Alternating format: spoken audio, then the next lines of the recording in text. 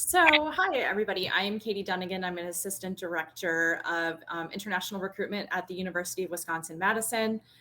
Joined here with my colleague Catherine from Rutgers, and we're very excited to talk to you about something that I think we are really passionate about in terms of working with students, which is finding the right fit. I think we're going to touch on some points that you will hopefully take with you then when you transition out into the general college fair, get some really great questions to ask a lot of the different representatives, and hopefully help you narrow down what you might be looking for in your college search process. Hi there. Sorry, there was somebody that just popped in, and that's what that just threw me. So there are lots of different higher education systems in the U.S. There's over 4,600 degree granting institutions, so that's a lot to take in. Over 50 nifty United States. There are diversity. They're diverse in terms of type. There's public state universities, which Katie and I both represent. There are private nonprofit universities and colleges, and there are private for-profit universities and colleges. The academics, we're going to talk about that, tend to be comprehensive at public universities. They tend to be research oriented. They include liberal arts. And oftentimes you also have some specialization. But you also have universities that might have a college that's just about liberal arts. You might have an engineering university with nothing else but the engineering, or a conservatory like Juilliard that's just for performing arts. And then there are the community colleges. So we're going to talk about some of all this. Katie, back to you. Great. So as Catherine mentioned, the both of us represent what we would call public or state universities. These are typically categorized because they have our state in the name. So for me, University of Wisconsin-Madison, we're located in the state of Wisconsin. So these tend to be larger. They have larger student bodies, publicly funded. Tuition rates may differ for our in-state students versus our out-of-state students. Sometimes international students have a slightly different rate, so that's something to pay attention to. And an advantage to our size is that we tend to offer a broad range of academic majors. So you'll find everything from accounting to zoology at most of our large public state universities. Because we are large and often kind of tied to federal funding in the US, we do focus on research and innovation. So more often than not, you'll find out that we're doing, cutting edge research funded by the NIH based out of Washington, D.C., and that we are doing a lot of things that impact the environment.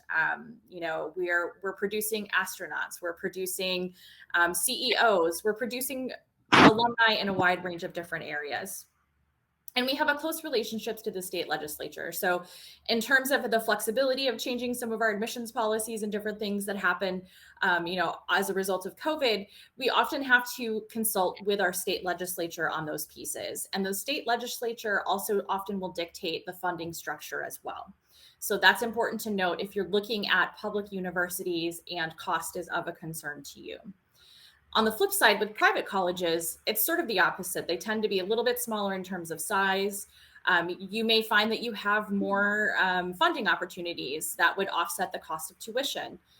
Smaller number of majors, but they could be more specialized. So again, if you're looking for a small sort of institution that has very highly specialized academic majors, you could look towards a private college.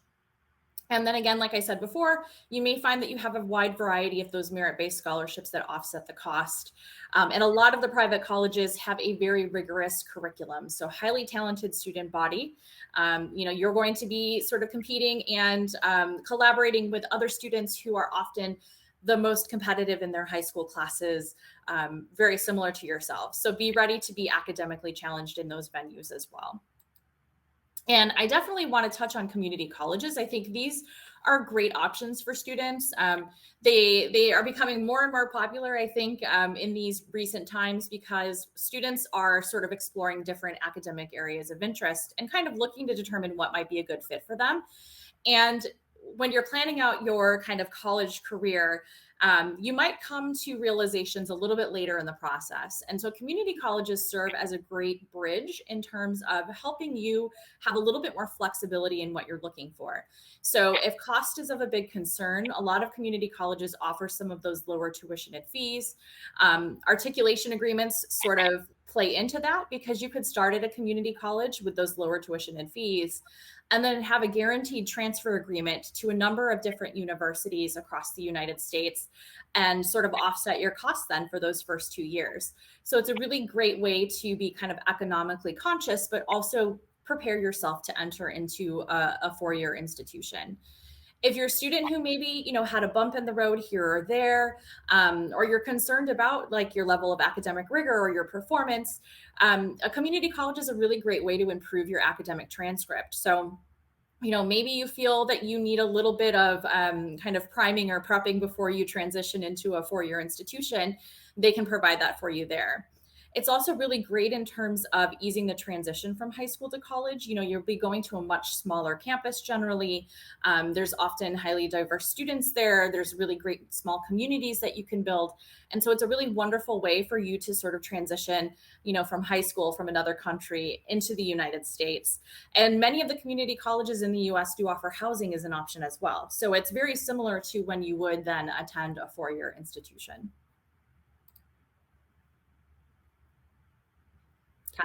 We're going to cover all of these in various levels of detail, but there are general points to consider when you are looking for a good fit and considering public state universities in that option. So one of the things is to look at academics, and do they have what you're interested in studying? For example, if you're interested in studying physics and you go to a small liberal arts college with no science department, good luck. That's not going to happen. So you do want to think about what you're interested in. It might not end up being what you pursue in the end, but you do want it to have something that you're interested in. Katie, should I just go through all of these really quickly before we go into detail? Would that be all right? Or do you want to do every other? I think just to kind of touch upon the idea behind these general points are things that we hope that you kind of focus on when looking at your list. Right. So I think it's worth maybe going into more detail on the next slides, but these would be general points that Catherine and I would recommend that you and your college counselor or you and your parents are kind of talking about as you consider your fit for what you're looking for an institution of higher learning. Yeah. Let's go to the next slide then. So I'll just carry on with the academics, and I'll talk a little bit about campus community. So you do want to see if the areas of study are there. You want to find out what sort of access to faculty, size of classes, the instruction style. Can you do minors? Can you do double majoring? Can you do that if you're in one of the professional schools with also another professional school within a university? What sort of course access and selection, opportunities for research if you're interested in that, and whether or not your academic aptitude and strengths are a good match for the institution. Is it a place where you're going to be struggling, or is it a place where you're going to be bored, or is it a place where you're going to flourish? And that flourishing is what you really want to go for. And the type of institutions. Also, you want to look at, in terms of the community, what are their mission and values? What's the size of the university? I like to say that you can make a big university feel small, but you can't make a small university feel big. But that may or may not be relevant for you. How diverse is the student population in terms of not just ethnicity, but socioeconomic status, political belief systems, spirituality, international student population? Where is it located? How easy is it for you to get back home? Opportunities for fun stuff outside of class, social and cultural offerings, what kind of work and internship opportunities? Do they have housing on or off campus? What's that like? And of course, university traditions. That is a big thing in the States. So Katie, let's go to the next slide. Yes, so breaking it down a little bit further, if you're looking at sort of the local community, the location and population might be most important for you. Like Catherine said, if you're looking for a large institution located on the East Coast, they certainly have those. Large institution in the Midwest, we definitely have those as well. But it goes beyond kind of looking at those major metro markets. So a lot of international students look at Los Angeles and New York City, and those have a big cost of living associated with it as well. You might find some better fits across other regions of the United States that are similar in academic offerings, have a really great student body, have an invested local population with the community, and afford you the same opportunities that you have if you attend an institution at kind of a larger, kind of more popular city in the United States.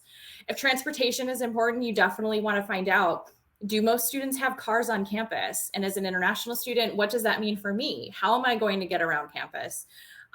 Is it close to public transportation? What does that look like? How reliable is that? Those are things you'll want to consider. Social and cultural offerings. So if you have any specific sort of affinity groups that you identify with, you'll want to make sure that those are supported at the institution that you're going to be spending the next 4 years at. So that way you can build community and you can feel accepted and comfortable on that campus. Looking for amenities, you might be coming from a larger city like Amsterdam or Brussels, where you were so used to being able to shop every day and you have great access to sort of local produce and wonderful chocolates and things of that nature. So if food and additional amenities are important to you and the ease of access to those, you'll definitely want to keep that in mind as you're looking at the different institutions across the US. And how involved is the community with the university? You'll find in terms of geography, we very greatly differ in terms of having kind of isolated campuses, for lack of a better term, where maybe it's a college campus, but it's a little bit further out from the city itself. And so sometimes there's a clear divide between the local community and the university. And we have others that are right in the heart of the city where you can't tell where the university ends and the community starts. And so there's kind of a different flow in the campus culture and how that might fit for you. And then, of course, I think what we hear most often on the university side, concerns for students and parents looking for great fit in the US, are safety and sort of the political climate and COVID-19.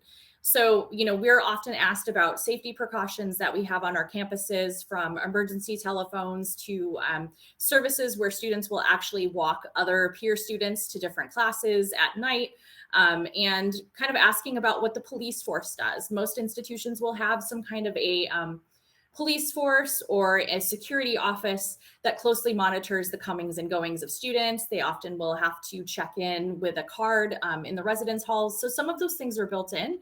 But really, if safety is a concern, which I definitely know that it is, you'll want to ask those questions of the admissions counselors that you meet with. And then with COVID, obviously things have changed very greatly across the US in the last 1.5 to 2 years. What did universities do to adapt to COVID? How are classrooms situated? What is the masking policy? These are questions that are very important, especially if you're immunocompromised or you have some concerns transitioning potentially to an in-person learning experience. In terms of the professional opportunities, I always say, find out what current alumni are doing. How do you have access to career services? How are you going to find internships? What kind of support is offered for you? Especially as an international student, if you have to be sponsored on a visa in the United States to work, you're definitely going to want to understand, how does a career services office maybe intersect with an international student services office? How do those things kind of work together to help support you as a student to get you to where you need to be professionally? And then, of course, student organizations, ask about how you can be involved. Are they academic? Are they primarily social?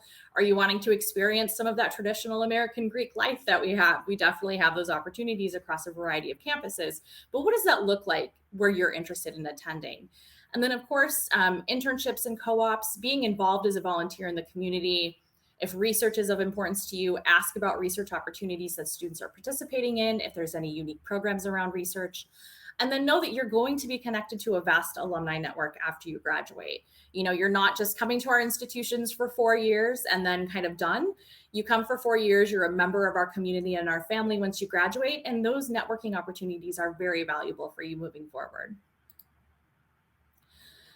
So as somebody coming from an admissions background, I think what we hear most often, or what we would like for you to think about most often, is kind of the admissions philosophy and the financial support component. So what are admissions offices looking for in their students? That's a question that I get frequently. Like, what does an ideal student for your institution look like?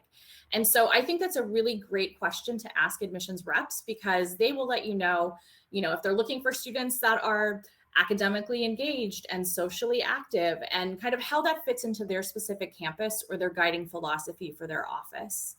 How do they review your application? Do they do it holistically? Do they use cutoffs or a threshold method where you're automatically admitted based on certain grades and scores? Each office does it a little bit differently, and each institution does it a little bit differently. So that's an important question to consider. And then what materials are required? Sometimes admissions offices will accept email documents. Sometimes they have very specific document requirements and how those must be sent. So in terms of coordinating your time with your counselor and with your parents and getting all of your materials together, you'll want to take a look at that as well. And how do your interests match what they offer? So I know that sort of seems like that should be kind of second nature, but if you're more focused on ratings, or rankings, which kind of only tell one side of the story, you might not be actually looking at how your particular academic major or your social interests really fit in with that university that you're looking at. It's so much more than about those ratings. It's really about how you see yourself fitting in on that campus. And then do your aptitudes match that of the school? So if you have access, or your counselor has access to the most recent admitted class information, you can kind of see how, your academic performance might match up, and that could help you in terms of making a decision when building your list.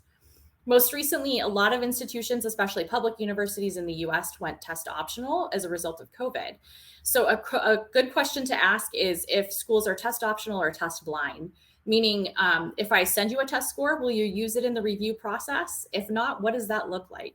And does that apply for scholarships as well? So if financial support is something that's very important to you in your search, you'll want to have an understanding of if that test optional or test blind philosophy also then applies to that financial support piece as well. And then I know students will often find a university that you're sort of in love with, like you really want to go to a school in New York City or Los Angeles because, that's just kind of what you're familiar with, and you think they have awesome programs for you. But then you look at the price tag and you realize, oh, okay, I might need to rethink this a little bit. So looking at that estimated cost of attendance, does it match what you and your family can afford realistically? And if not, what's there to sort of help bridge that gap for you? Pay attention to what's included in that estimated cost of attendance. It's quite different in the US. We tend to sort of package things together. So your tuition, your room and board, any kind of international student fees, if you need a visa support, could potentially be included in that. Books and things of that nature might be included as well. So even though there might be that initial sticker shock, it's really worth looking into what is all covered in those costs. And then opportunities for scholarships or financial aid. We are certainly asked this regularly at the fairs that we attend. Please ask us what our processes are. Do we automatically award scholarships or financial aid based on our institution? If not, what does the application process look like, and what deadlines do I need to be aware of?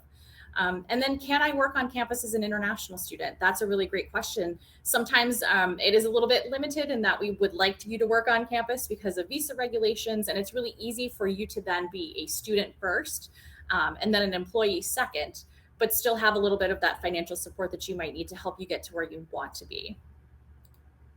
Catherine? Thank you, Katie. I'm always thinking about like how exciting this time is in terms of searching for things. So a couple of reminders as you go on to this process. If you can, visit the campus. If you're able to travel to it or feel safe in doing so, do it. And if you're traveling a distance, let that admissions office know that you're traveling some distance, not just an hour up the road, and see if you can't set up a few extra things to see and do. Most universities are offering virtual visits or open houses, so that's always available to you. And with that, you also have the option of speaking with current students, which I would encourage you to do. Explore the university websites, and I'm going to jump over to talk for a second. When you talk to admissions officers, ask us the kind of hard questions that we deserve to be asked. So things like, one of the best questions I got asked is, tell me something about Rutgers that I can't easily find on Google. I have to say that was probably perhaps the most inventive question that I've been asked. And so I would encourage you all to steal that question and ask that of other institutions. Attend college fairs like this one, whether they're online or in person. If your school is offering virtual visits or in-person visits, attend them, even if you're like, I've never heard of that university before. You just don't know. And follow social media accounts and blogs about the university if you can. In terms of talking, I mentioned it. If you can, speak to current students and ambassadors, and any admission office in the United States will work doubly hard to make sure that that can be set up. And if you're interested in, I'm interested in mechanical engineering, they'll try to find you a student in the academic area as well. So really be clear about what you want. Don't be shy about it. Contact admission officers. Do what I said. Ask us hard questions. And talk with your parents and your college counselor. Don't let this be a little private because you need some support, and you need to also make sure that your priorities are in alignment with your parents. Your counselors probably have a good many skills in terms of helping you find information that you need, and also stay forever open to their options that they suggest to you, because sometimes they know a little more about what institutions are like because they've visited, they've attended professional conferences, they have some contacts with people like me and like Katie, and so they have a better sense of some institutions that you might not be aware of, and some little hidden gems that you might not have found yet. So definitely explore, talk, and remain open to finding what's a good match for you. So in terms of kind of building your college list, depending on what point you're at now, you may kind of already started that process, or you may be kind of at the steps where you have this list down and you want to really narrow it to a few top choices. So what we would recommend is that you work with your counselor, with your parents, to really write down what is most important to you for fit. So you'll notice we don't really define fit at all through this kind of presentation or session, because there is not one size that fits all. You will find that your interests will change as you change, and that your list may grow. And so really fit is going to be a case by case, person by person sort of definition that fits best with what you're looking for. So make a list of what is important to you for fit. If finances are the most important, rate that as number one. If location is most important, build around that. Academics, I always say, should be number one, but it's also important to make sure that the climate that you're learning in and that you'll be spending the next 4 years of your life in really fits with the other aspects of your life outside of academics. So rank these qualities by importance. What is a must-have? What is something that you would like to have? And what would be a tiebreaker or deal breaker? So maybe you're looking between two institutions with a very similar profile, but you find out that their alumni have been engaged with research that you're so passionate about that could be a tiebreaker for you. Or maybe you really want an institution that has an architecture major and you're so set on a particular institution based on their rankings, and you find out they don't have that major. That could be a deal breaker. Sometimes deal breaker comes down to simply cost of attendance and whether or not you'll have guaranteed financial support, which I know is a big thing, especially kind of in these post-COVID times that we're in right now. And then rank how each university fits each of your criteria. So you may want to create a spreadsheet. You can color code it, do whatever you need in order to make this the most efficient for you. But really kind of take your top institutions that you're interested in, or you kind of feel that you're interested in right now, and build a ranking system or a rating system and see how they compare against each other. And you might be surprised that, a university or an institution that was at your top might come in slightly lower as you start looking at some other additional institutions of fit for you. And then be flexible and allow that list to evolve, but also keep a core of set musts. So if you know that you are absolutely looking for an institution that has a religious affinity to a particular belief that you have, and that's a core must, then you're going to want to build your list around that. Like I said, you will evolve as a student and a person through this process, but really think about kind of what your core values are and what your core set of musts are, and kind of build your list around that, knowing to be flexible as you learn more about new and different institutions that may not have been on that kind of list that you've built initially. Katie, can I quickly add something to this as Sure. well? I think there's one other thing that we haven't touched on, which is oftentimes at mid to large size universities, there are things called honors colleges, and those can provide that small, intimate, interdisciplinary environment that sometimes you're thinking, I can only get that at a small liberal arts college. But what I also really want is the big, Saturday afternoon college football game. So just make sure that what's the phrase? Don't throw the baby out with the bathwater. You want to make sure that you do just a little extra digging to find out, well, if that's what I want, how do I get that at that type of institution, and vice versa. So as Katie said, make it be an evolving list, but be really clear about the things that are, I can't change on that one. That's a must for me. So. Mm-hmm. Right, and that kind of wraps up our formal kind of session, and we would love to take any questions that you might have at this time. Catherine and I are both happy to take anything specific that you might have, or if you have any general questions just about sort of your search process that you're doing or kind of education in the United States, we're happy to address that at this point.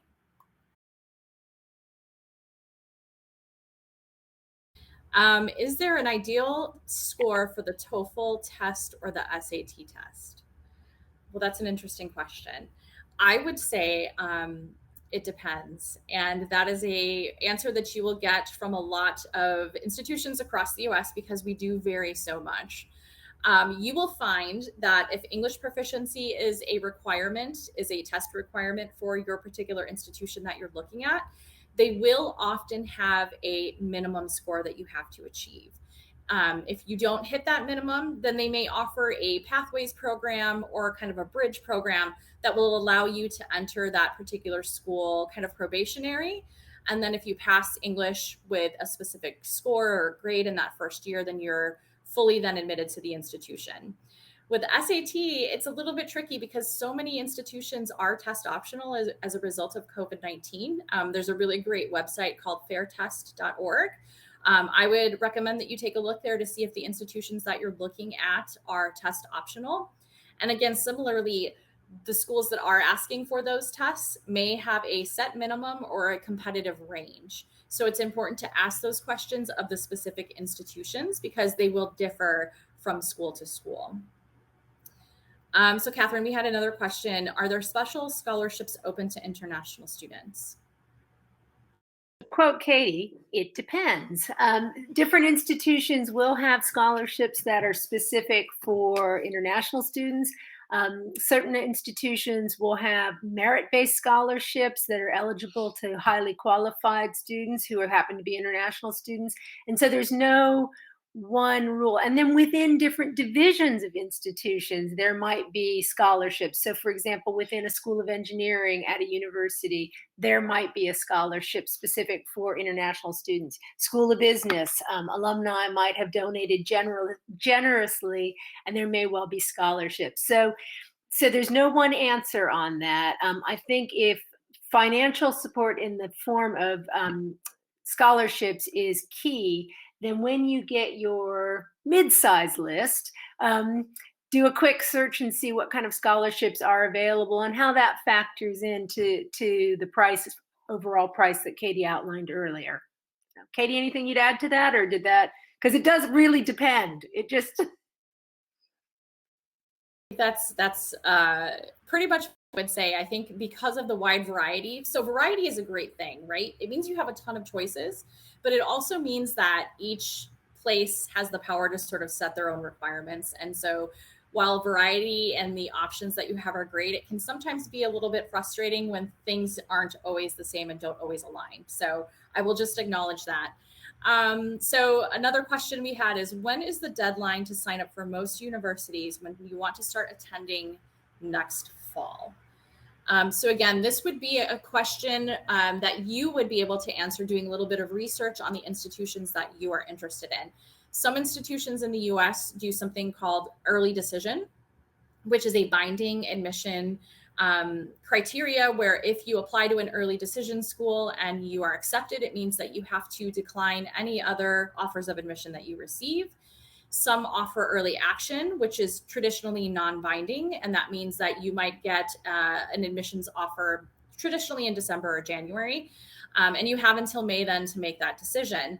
Deadlines typically fall anywhere from, I would say, mid-October, which we're coming upon pretty quickly. November 1st is a big deadline for a lot of institutions. But again, it will really depend on what method of admissions they use. So that early decision versus early action. And then often institutions will have a regular decision period, which is kind of more of like a final deadline. And that tends to be in early February. That being said, some institutions offer rolling admissions, which means that you can apply at any time throughout that entire academic year, and you'll receive an admission decision pretty quickly after you apply. So again, with the variety, it will depend on the different institutions that you're looking at. All right. In order to get to university, should I pass the SAT test, even though I attended an American school in the US?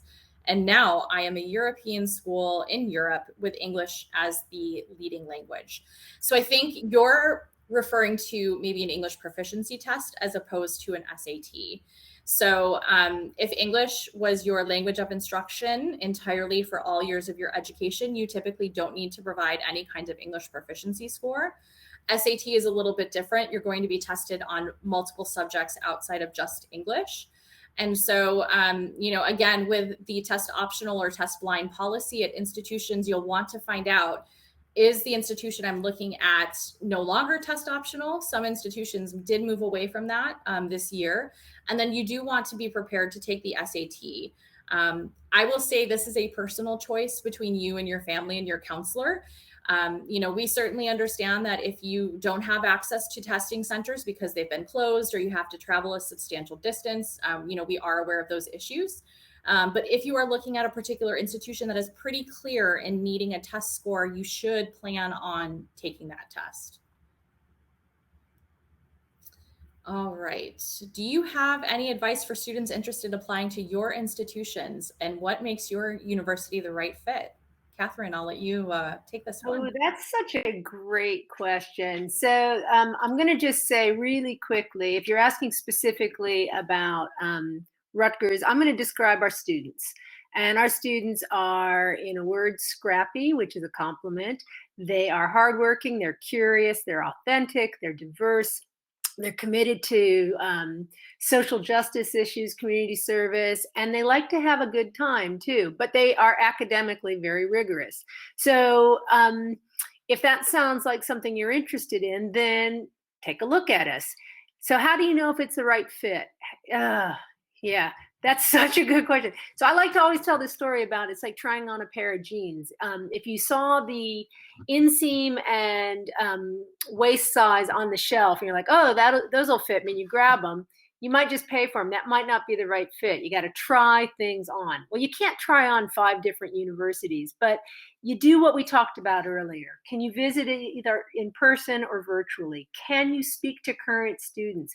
Can you get a sense of whether or not that is a place that makes your heart skip an extra beat so that you want to be a part of that? And that best story I can tell is about my very clever cousin. She was well educated, grew up in New York City, went to a private school, had her choice of just about any university in the United States, narrowed it down to 3, went to visit them. And the one that we all thought was going to be her first choice ended up not being the one she wanted to attend, because when she felt like everybody had their heads in their books all the time. And she was interested in studying abroad. She was interested in being politically active on campus. She was interested in going to basketball games, in addition to being academically challenged. So she picked what probably, in terms of rankings and everybody's thinking, sounded like 3rd on the list, but it ended up being the best fit for her. So by way of example, I hope you can divine that finding that fit is, there's no rule for it. It's like, how do you know if you like pizza?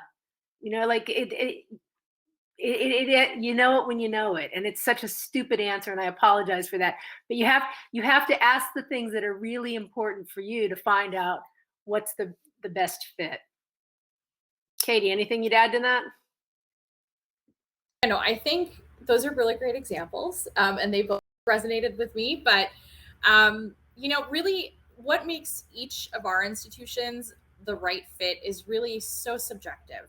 It's about feeling at home. It's about, stepping onto the campus and just envisioning yourself there and knowing that you are going to be happy academically and socially for those next 4 years of your life, which I understand is a tall order for a student who's just finishing high school. But truly, it's something that's non-quantifiable. It's really just the sense of community and belonging, and you feel like you're where you're meant to be. And sometimes you don't get that right off the bat. Maybe you think that, you've gone to an institution that's the best fit for you. And maybe after the first semester or the first year, you realize that's not a great fit for me and I'm going to transition somewhere else. And the beauty about the American system is that that's completely doable. You can definitely transfer to another institution if you feel like maybe the fit is off just slightly. And we certainly at both of our schools have students that do that pretty regularly. I guess my piece of advice is just, use your authentic voice when you're looking at our institutions. We use essays, both of ours in particular, that sort of let us know about why you feel you're a great fit for our institution. So as much as we are trying to get you to come to our schools, we want you to have an understanding of why it's the best fit for you, how you see yourself contributing to our campus communities, and how you really see yourself growing and sort of changing and evolving as you're a student on our campus. So really that piece of sort of self-reflection and discussion becomes critical, I think, when you're looking at some of those fit points, if that makes sense. Okay, so another question. What's usually the most important aspect they consider between SAT and TOEFL scores, school reports, and personal essays in order of importance for admission? I would say, again, this one is going to be dependent on the institution and the type of admissions sort of process that they use. I would say confidently that the level of rigor in your academic coursework that you're taking and your academic performance are often sort of the most important piece that institutions are looking at, because we're wanting to make sure that you're academically prepared to excel and perform well in courses that are very rigorous. Our institutions are very rigorous in the United States. And so we're really wanting to make sure that you're going to transition successfully. And so we really look closely at those academic factors, and based upon the education system that you're in and the sort of type of rigor that's available to you. And we're aware of that as international counselors. And we know that they differ by institution and by country. With SAT being optional, it's not always going to be a make or break point. And for many institutions, it's really not if they're looking holistically. It's just a small sort of snapshot in history of an exam that you took.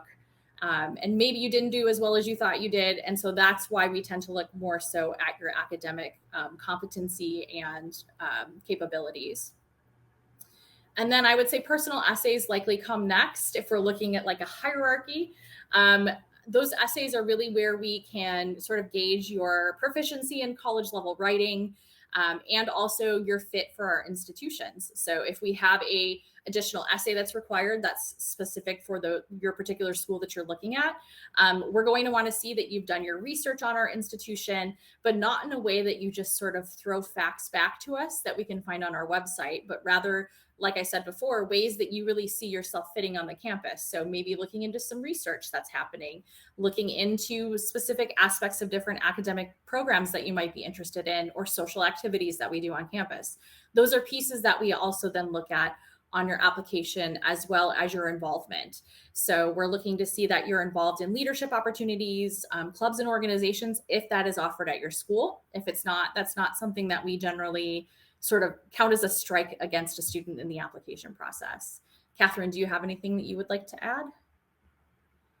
No, not really. The one thing I want to say about the essays, though, I like to write. And so one of the things that I've learned in my lifetime about writing is that if I just put it down and it's in my head and I put it on paper, I think it's brilliant. And then if I read it out loud, I find where all the mismessages are and where I needed to really elaborate something, or where I said the same thing 15 times without saying it.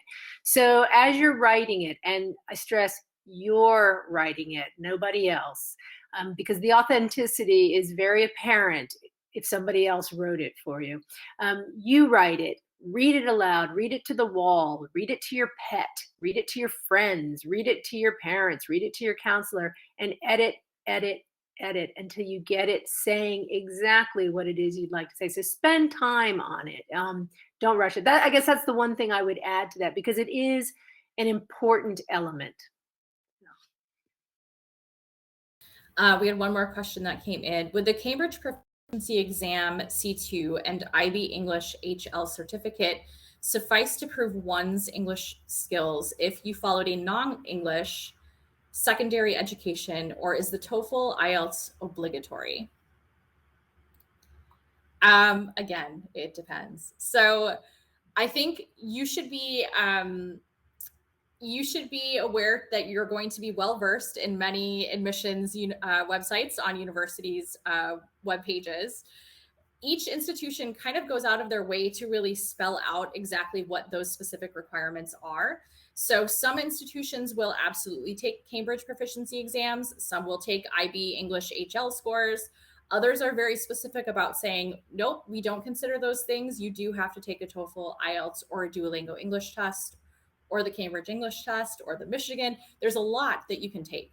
So I would say the international admissions page on the undergraduate admissions websites is probably going to be your best resource in seeing exactly what you will be required to submit based on your educational history. Also, like Catherine said, reach out to those admissions counselors individually and kind of let them know what your specific educational history is. If it's a little bit complicated, or maybe you moved around a little bit and maybe you spent time between two systems, those are things that we can address early on and make sure that you're getting to a point where you feel that you are well prepared to apply to our specific institutions. But again, it does widely and vastly differ depending on the institution that you're applying for. So that's maybe, if that's a fit for you, that's very important. Put that on your list and see how the institutions you're interested in would handle your specific educational history. How long does it take to apply for a visa, and how long does it take to get accepted for a visa? I have to say I'm not an immigration counselor, so I don't want to steer you incorrectly on this. I work with our study abroad office, and I just want to say, in answer to how we answer everything else, it depends. And so it depends on what country, it depends on the embassy, but I can tell you everything is slightly backlogged right now. And so if you're asked to do something, do it before it's due, and pay attention to that. So. And this might be a great one to punt over to our colleague at Education USA. Yeah, that's a great question. And it's great to see so many great questions.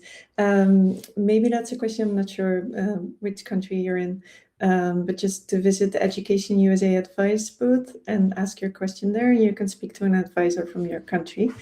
And also it's the time is up for our session. We are starting the next session soon. But if there are any more questions, the students can visit your booths and ask those questions there.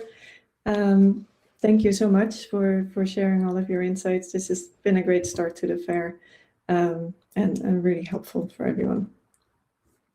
Thank you. Bye. Bye. Bye, everyone.